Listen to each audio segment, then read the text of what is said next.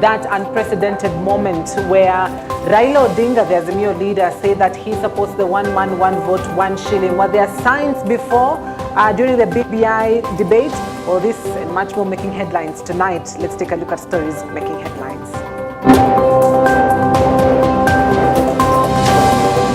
That's why we're saying, talk, you agree with this phrase that is one man, one vote, one shilling. I agree totally. Azimio leader Raila Odinga endorses the one man, one vote, one shilling debate championed by Deputy President amidst divisions from members of Parliament. The forgotten North. Banditry attacks escalate in the north as residents decry government negligence. Skeletons of Shakahola, death toll at 446 as phase 5 of exhumation continues.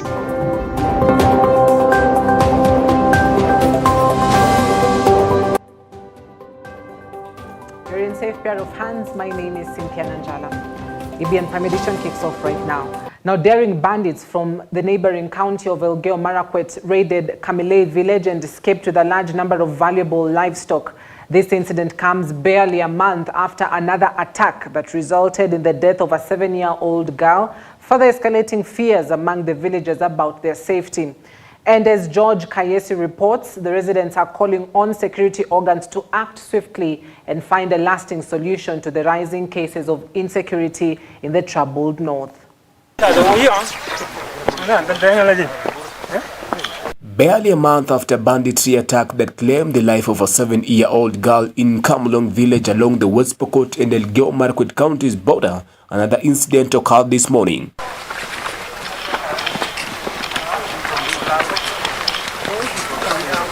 Suspected bandits from neighboring Elgeyo Marakwet County ambushed Kamilei village, making off with a known number of livestock. Eneo hili imeipiwa ng'ombe. Imeipiwa ng'ombe na iwezi ikarejeshwa. Mimi ni mkaaji wa hapa na mimi ni muathiriwa. Niliibiwa ng'ombe yangu tarehe 20 mwezi wa 5 na ikaenda ya hapa Embu Forest. In response, angry residents took to the streets in protest, fearing for their lives and bringing normal activities along the Kapsangar-Kamilei road to a standstill. They accused the security team deployed in the area of laxity, holding them responsible for failing to prevent the bandit attacks. Naongelesha Mheshimiwa Duale. Wewe mwenyewe ulikuja Kapushen na ukasema KDF itaenda Kamalokon muda ya siku 7. Sasa ni miaka 1 haijawahi kuja. Wewe ni Muislamu na Waislamu hawadanganyi. Tunakuomba kwa roho ya unyenyekevu utusaidie KDF waende Kamalokon chini ya masaa 24. Kati waziri Kidingi alikuja hapa, aliahidi sisi atatuletea KDF kule Kamalokon, na hadi wa leo hajatuletea KDF. Ukienda pale chini la Mnyeusi mpaka ya Waturkana na Wapokoti iko KDF. Ukienda Chesekon iko KDF. Kwa nini Kamalokon wasituletee KDF? Confirming the incident, Pokot South Deputy County Commissioner David Bowen stated that the government has responded promptly, adding that multi-agency team is already on the ground, actively pursuing the bandits in an effort to recover the stolen livestock. Tumeamua sahi pale tumekaa, imeongea na County Commissioner na amesema tutafute KPR 15 tukuje tufanyie vetting kesho na tutafute bunduki tuwapatie wakae na askari wa astu watima. So iko sawa. Unaona mambo sio mbaya. Tupatie time.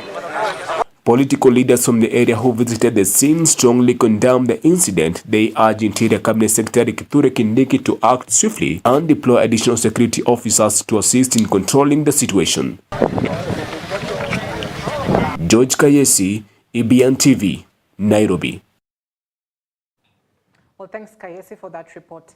Now, opposition leader Raila Odinga has backed calls for the one man, one vote, one shilling model advocated by the Deputy President Rigathi Gachagua and a section of leaders from the Mount Kenya region.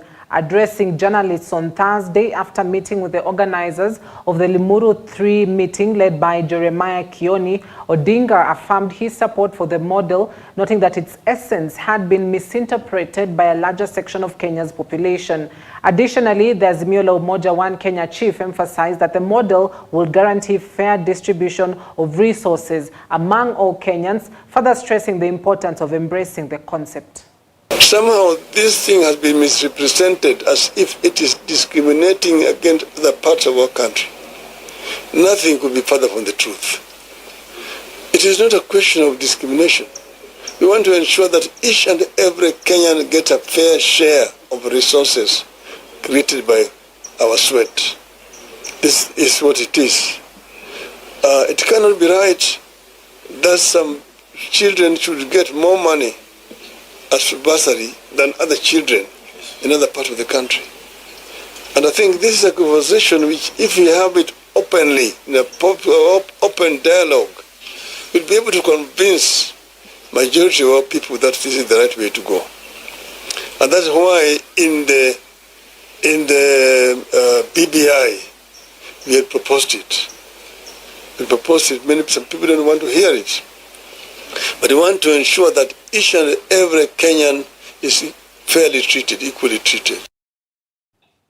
Still on that, a section of members of parliament from Mount Kenya have opposed or has opposed Deputy President Rigathi Gachagwa's clarion call on one man, one vote, one shilling revenue allocation mantra, calling for all-inclusive formula that will ensure resources are shared equally to all Kenyans. Mwea Member of Parliament Mary Maingi and her Nyeri Town counterpart Duncan Madhenge have differed with the Deputy President's proposal, saying it is not attainable due to scarcity of resources in the country. Maingi is proposing devolving all services closer to Kenyans instead of calling for the one man, one vote, one shilling formula, adding that every Kenyan will get a share of the national cake. Fikra zangu ni kwamba tukiacha kuangalia Kenya kama kabila, tuangalie Kenya kama Wakenya, itakuwa ni kwamba hata tukifanya census, ile hesabu ya watu wa Mwea constituency wahesabiwa kama watu wa Mwea, wasihesabiwa kama ni Wakikuyu, Wakamba, Wajaluo. Hiyo mambo itatusaidia sana. Kama tunaangalia maneno ya county, tunaangalia county. Hatuangalie county yenyewe iko na Wajaluo wangapi, iko na Wakikuyu wangapi.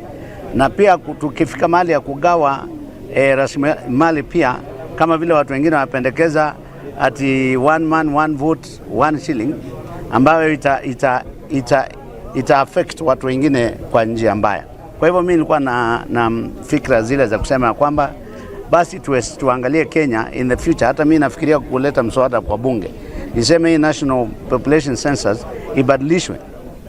Baada ya kusema kwamba kuna kabila hii na hii na hii pale, tuseme wa Kenya wenye wako Nairobi ni wangapi, wenye wako Nakuru ni wangapi, wenye wako Eldoret ni wangapi. Yale mambo tumezungumzia hapa, kama tunasema kama Mount Kenya tungependelea one man, one vote, one shilling, hii shilingi itatoka wapi? Kuna mwenzetu alisema hii sheria inaongea sana kuhusu vile tunagawana rasilimali, lakini haisemi hii rasilimali inatoka wapi. Ni lazima tujue hii pesa itatoka wapi. Mheshimiwa Mary Maingi, tumekuwa tukiongea sana juu ya watoto wenye maeneo mengine ya bunge. Mbunge wa hiyo eneo kupitia pesa yake ya CDF anaweza kulipia watoto karibu gharama yote ya school fees. Mimi na Mary Maingi tunang'ang'ana hapa kupatia mtoto shilingi 4,000 day school, hata haiwezi lipa school fees ya day school ya muhula mmoja. Instead of even talking about the one man, one vote, one shilling, let us start by devolving services. If it's something, let me give an example of education, a subject I'm so passionate about. In fact, when I talk about education, I think I get emotional. Let us not have some constituencies or some counties where they can afford, through their bursaries, to take their children for education overseas, Australia, UK, America, with bursaries. Yet in my children in Mwea, I cannot even afford to give them anything more than 3,000 shillings. Deputy President Rigathi Gachagua has told critics of his unity call to stop equating it with tribalism. The DP explained that the unity he is agitating for in Mount Kenya is to rally the region and all its people, including those who voted for the opposition, to go fully behind President William Ruto. He spoke at Gikondi Village, Mukurweini, Nyeri County, at the memorial service of Elizabeth Muthoni, daughter of the former area member of parliament Anthony Kiai. He had the message when he addressed the people at the Gikondi township. The DP was in company of a host of political leaders led by the Nyeri County Governor Mutahi Kahiga. Mimi nilisema uchaguzi ulikucha, tusameane. Tulikwaruzana, tulipigana. Uchaguzi umeisha. We are the same people. We are brothers and sisters. Why should we fight each other? I called for the unity of this region. And I'm happy that the ordinary people from this region are united to a man. True or false? So, ignore a few noises here and there. And I ask the leaders from this region, please, all politics is local. All politics is local. Listen to the ground. Takuliza viongozi wote. Na these MCAs, they know because we're talking ground. Wanaketi ground, wanasikiza ground. Listen to the ground. And leaders of this region who want to fight unity, don't speak in Western. Don't speak in Rift Valley. Come and speak here. If you think this unity is a bad thing for the Mount Kenya region or is tribalism the way I'm hearing, don't speak outside there. Kuja ita mkutano hapa Mukurweini, useme hii umoja ya Mount Kenya ni ukabila. Kaati kwa ito. They should come and speak from here. Don't speak from far. Because I want to advise our leaders with tremendous respect. Please, our leaders, all politics is local. Listen to your people. Listen to the ground. Align your thinking, your utterances with the people. That is what I do all the time. Mimi nasikiza the ground. I align myself with the ground. At any one time. And I've never gotten it wrong in my political life.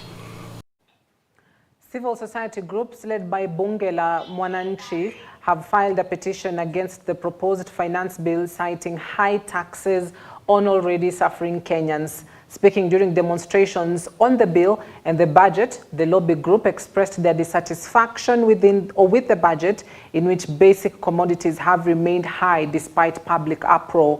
The petition was received by Embakasi East Member of Parliament Babu Owino at Parliament buildings. In those 14 days, kama hamtakuwa mmetupatia chenye tunataka kama wa Kenya, itabidi tumeonana umundu humundu.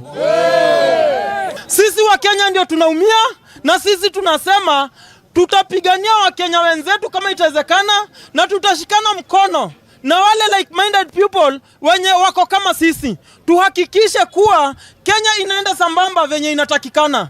Toka maandamano tulipata Wakenya wengi waliuliwa sana. Mliona masanduku, maiti zilikuwa zikipelekwa nyumbani. Si nzuri kama mtu anakuja hapa town kujitafutia na anarudi kwao kama maiti.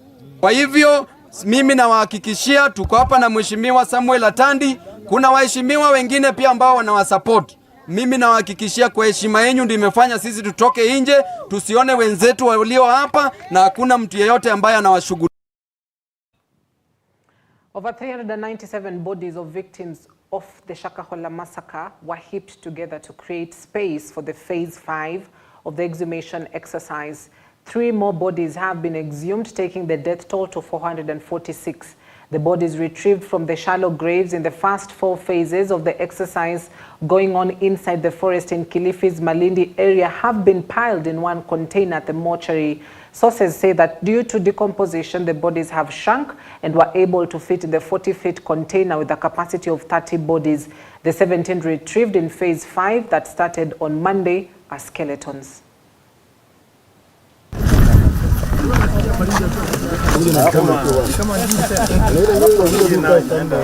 Wapi sanitizer?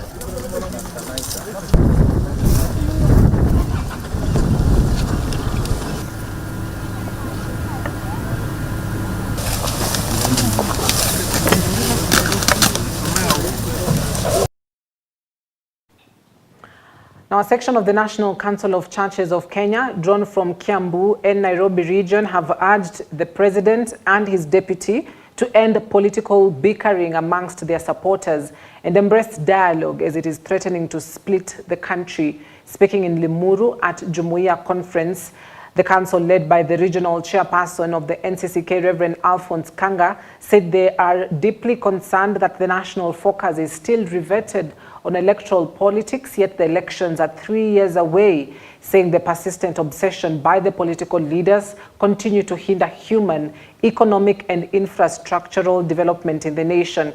At the same time, the council called upon the residents of Kiambu and Nairobi to attend the public participation forum next week Monday and present their views over the finance bill, saying the church, or as the church, they have a major obligation to give their views as Kenyans in this crucial governance process as it affects the lives of all. We want to strongly call upon the political leaders, whether in government or outside, to cease the persistent electioneering and focus on delivering on their responsibilities. After elections, focus should be on service, delivery and policy development and implementation. They are saying there should be nothing about us without us. If it's about us, then we should be involved, but nothing about us without us should be observed. Kenya approximately loses 800 billion shillings in illicit trade that 9% constitutes of counterfeit goods. This is according to the Anti-Counterfeit Authority of Kenya, who are now calling on the government to reduce the cost of production and encourage local production to counter the vice, which constitutes 80% of the country's imports. Goods being shipped to Kenya will now be subjected to intellectual property rights conformity. The government is banking on the new strategy to tame the high volume of counterfeits finding their way into the Kenyan market, posing a threat to global brands and denying the government revenue. We have about 1.5 billion worth of goods that are held in our various depots, and most of the goods that we are holding include electronics, electronic goods. We also have footwear. We also have a bit of household items that are normally consumed in house. In our houses. For us to reduce the demand of counterfeit goods, and we are hopeful that the government is doing this through the other ministry, is to encourage local production, and the local production can only be encouraged through what we have in this system, because this system we are going to advise the government in terms of how many goods are being imported into the country in terms of the volume, so that we are able to advise the government and the Kenya Association of Manufacturers so that they can also advise potential investors to invest in those areas. We have what we are calling import module. And the import module is where we ensure that whoever is importing goods into the country, they have to do it through that system, which is integrated with the Kentrade system. And this ensures that we are able to do with the counterfeit good at the source, even before those goods are shipped into the country or loaded into the ship, that whatever is going to be loaded into the ships and eventually come into our country is not counterfeit. Because we want to ensure that we don't spend a lot of money chasing loose cargo once it gets into the country, and spending a lot of money and also having a lot of chaos and disagreement with the traders.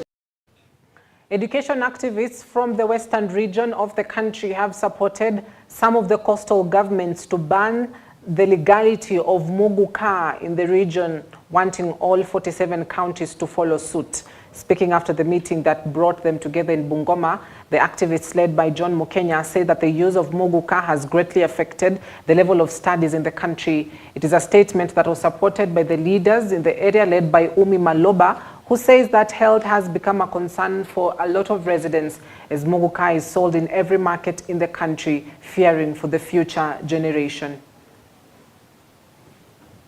Tunaungana na kaunti za zingine, hasa kaunti ya Pwani, katika kusema kwamba muguka na madawa zingine za kulevya ni hatari kwa vijana wetu, sio tu kwa afya yao, lakini pia vijana ambao wangekuwa productive wachangie katika nyanza ya maendeleo wanapotelea hapo, kwa sababu wanapotumia haya madawa ya kulevya yanawachanganya.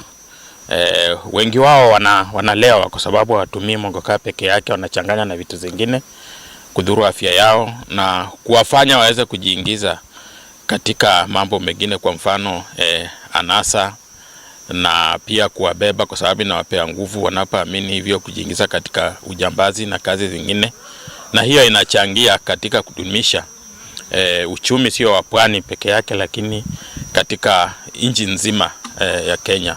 So kama mashirika tunasema serikali ingeweza kutilia mkazo ili mongoka isiweze kuuzwa.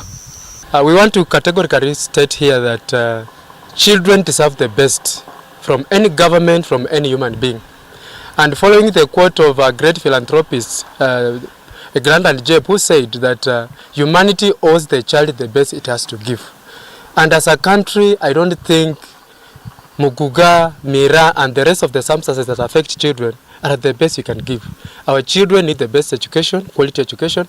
Our children need quality healthcare. Our children need quality nutrition. Our children need quality sanitation and other good things to ensure that they are, developing well. But if Muguga, as our colleagues at the coast and other places in the country, are justifying that medically it has been proven that it's affecting the lives of children, then that ban that the Jumuiya Pwani counties have come up with should even be expanded and be emulated to other counties across. Kazi yoyote. Na ukiangalia wale watu ambao hutumia miraa, hata afya yao huwa si mzuri, haswa meno huwa inatoka kwenye mdomo na huwa sio kitu mzuri ya kutumia. Kwa hivyo mimi kama mama ambaye analea na kuzaa, ningependa kusema kuwa miraa ama mogoka ibaniwe kabisa vile wamekataza chang'aa na madawa mengine ya kulevya. Na kama kuna biashara ingine ya watu wa Meru, bado watafanya biashara ingine, lakini wasifanye biashara ya mogoka na miraa. Now, Kenya has reiterated its commitment to ethical practices in using artificial intelligence, or popularly known as AI, in military operations. Defense Cabinet Secretary made the assurance on Thursday during the second day of the Africa Regional Workshop on the responsible use of artificial intelligence in the military domain in Nairobi. Duale's sentiments come at a time when militaries around the world are integrating AI in security operations. The workshop, a collaboration between Kenya, the Netherlands, and South Korea, brought together 14 African nations to discuss AI's risks, opportunities, and ethical use in the military. It is crucial to involve various stakeholders, the governments, the private sector, the academia, and the civil society in our discussion. An inclusive approach will also always ensure that AI systems we implement are robust, they are equitable, and they reflect our collective wishes and aspirations. Kenya as a country, and Ministry of Defense in particular, is committed to leading by example in the responsible use of AI in military. We are actively working on a framework that promotes ethical AI practices, enhance transparency, and ensure accountability. Our goal as a country is to leverage AI to bolster our national defense while contributing to our core mandate within the region and global peace and security. We are also dedicated as a country to capacity building, investing in the education and training of our military personnel to adapt AI technologies. By fostering a culture of continuous learning and innovation, we aim to stay ahead in the rapidly evolving AI landscape. Now, this is interesting. Women from the Marura, Laikipia area in the east have started to engage in brick making as one of the ways to earn a living. They say this is after their spouses or husbands abandoned family responsibilities and ventured into illegal alcohol consumption, which left women with all the responsibilities and raising and developing their own families. Using a machine that was given to them by a non-governmental organization, the mothers have explained how they meet several times a week and make bricks that they sell in different places in their village and also outside, depending on where the customer is at. They say that this job, which has traditionally been left to men, has benefited them a lot because they have been able to get various contracts and earn money that they use to support themselves and their families.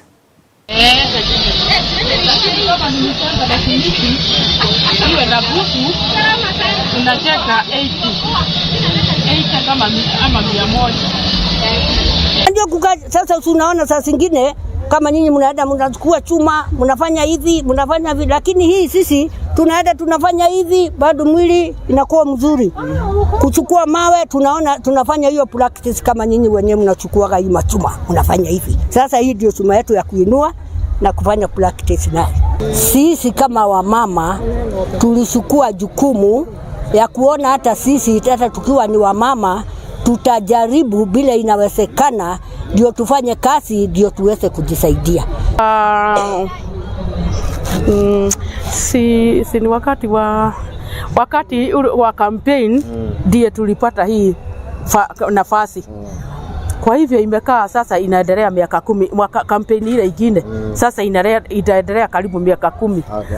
Kwa hivyo imetusaidia na diposa tumekuja hapa ili tupanue kazi yetu, tupate pesa nyingi, ili hata tukipia kazi ya kujenga ni county government tutaendelea kwa sababu tumefundisha wengi.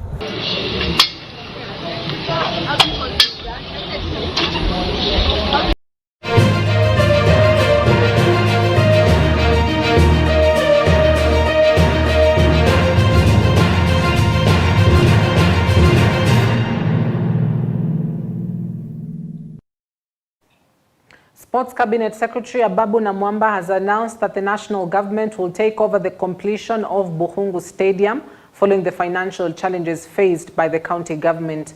Namwamba stated that the transition is underway from the initial arrangement set by the previous Kakamega County administration. The current county and national governments have inherited the project originally launched by the former administration. Namwamba has assured residents that various issues including the design and targets have arisen, but the people of Kakamega want the stadium completed. As a government, he said, they will ensure its completion. Now, the project initially allocated 760 million shillings is under revision as the county government has requested the ministry to take full control due to severe financial constraints. Mradi wa Buhungu ni mradi wa umma. Ni mradi wetu sisi sote. Ni mradi ambao haustahili kungojea Babu na Mwamba ndio kazi iendelee. Kazi inastahili kuendelea all the time. Kule Kandui tumekuwa tunafanya kazi 24 hours. Kazi inafanyika hadi usiku kwa sababu tumelenga, tuko na malengo fulani. Na hiyo ndio spirit ningependa kuona Buhungu Stadium. Ya kwamba ni mradi wetu sisi sote. Mradi ukikamilika itakuwa ni manufaa kwetu sisi sote kama wananchi wa magharibi mwa Kenya na Kenya kwa jumla. Na mimi kama itabidi nije nijenge hema hapa ndipo tukamilishe Buhungu, basi tutajenga hema kwa sababu mradi nao lazima ukamilike. Na tungependa ukamilike kwa njia ya kasi. About the stadium demonstrates the collaboration and cooperation between the county governments and the national government. And today we were launching the medium-term plan 4. And we had a chance to also review what is in the county integrated development plan. Our strategy for achieving the targets set in both the national government plans and the county government plans is that we shall pool resources through collaboration, cooperation, and that way we are going to achieve all the targets that we have set. Now, the National Volleyball League defending champions KCB will be aiming to clinch their second title in a row when they play Kenya Prisons in the Kenya Volleyball Federation League Playoffs final scheduled for 7th to 9th June at the Kasarani Gymnasium. The Bankers, who won their first league title in 15 years, are keen on extending their impressive run when they clash with their rivals under the tutelage of Josp Baraza. Speaking at Kasarani Gymnasium ahead of the finals, KCB head coach Japheth Munala asked his charges not to rest on their laurels if they are to retain the title. We are training for the final match of this year's playoffs, this season playoffs, and we are meeting a team that is an experienced team, Kenya Prisons. It's going to be a tough match, but we are preparing well to see us through to win this second playoffs. So far we are working on our services, we are working on our defense, and we are working on the offense.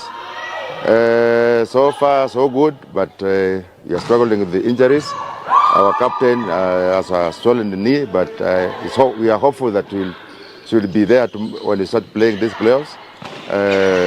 Our right player has injured already on the plaster. Chumba is now coming back, training, overcoming her injury. So we are hopeful that we are going to play well these playoffs and be there.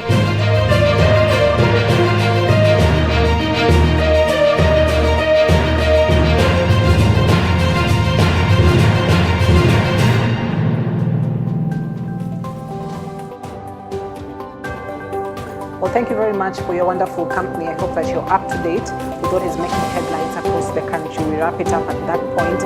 Do join the team on The Drift tomorrow morning on Morning Live. They'll be talking about everything that has been trending on social media, what you need to know, what you need not to know. Well, they have that discussion tomorrow during the morning live segment. I wrap it up at that point. See you tomorrow, same time, same place. My name is Cynthia Nanjala.